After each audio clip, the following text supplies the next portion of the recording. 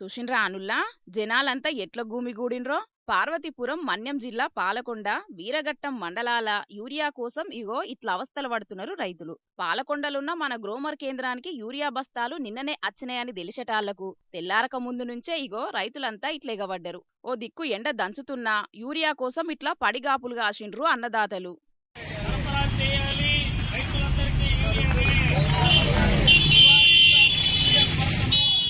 ఇక అటు రాష్ట్ర వ్యాప్తంగా ఎరువుల కొరత జయ్యంగా రైతులు ఆందోళన పడుతున్నారని చెప్పి గుంటూరు జిల్లా తాడేపల్లి ఎంఆర్ఓ ఆఫీస్ దగ్గర ఎర్రన్నలు ఆందోళన చేసిండ్రు. వెంటనే యూరియా సమస్యలు తీర్వాలనని అన్ని మండలాల తహసీల్దార్లకు వినతి పత్రాలు ఇచ్చిండ్రు.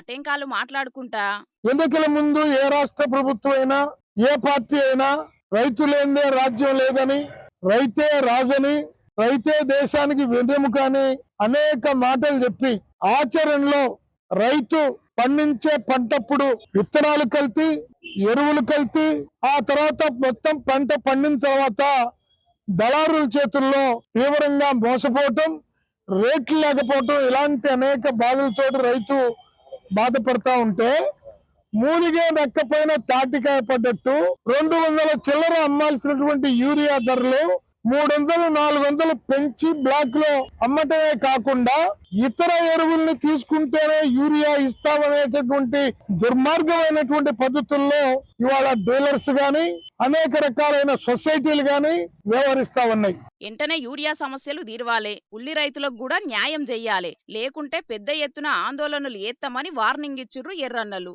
ఇది ఇట్లుంటే ఇగో గిసారి చెప్తున్న ముచ్చటి నుండ్రో పారి. ఈరోజు సొసైటీకి వచ్చి ఇండియన్ పొటాష్ బ్యాగుల యొక్క వెయిట్, నెట్ వెయిట్ చెక్ చేశాను. యాక్చువల్గా నెట్ వెయిట్ 50 kg ఉండాలి, మొత్తం గ్రాస్ వెయిట్ 50 kg.108 ఉండాలి. అయితే ఏమందంటే ఇప్పుడు 50 బ్యాగ్స్ నేను చెక్ చేశాను. దీంట్లో దగ్గరగా ఒక 7-8 బ్యాగ్స్ ఏమో అర కిలో కన్నా తక్కువ ఉన్నాయి. కతిమ బ్యాగ్స్ కూడా అన్నీ కూడా 400 గ్రామ్స్, 300 గ్రామ్స్, 600 గ్రామ్స్ ఇట్లా షార్ట్ వచ్చినాయి. మొత్తం 50 బ్యాగ్స్ చెక్ చేస్తే ఏ ఒక్కటి కూడా 50 kg వెయిట్ రాలేదు. దాని మీద ఒక కేసు నమోదు చేస్తున్నాం.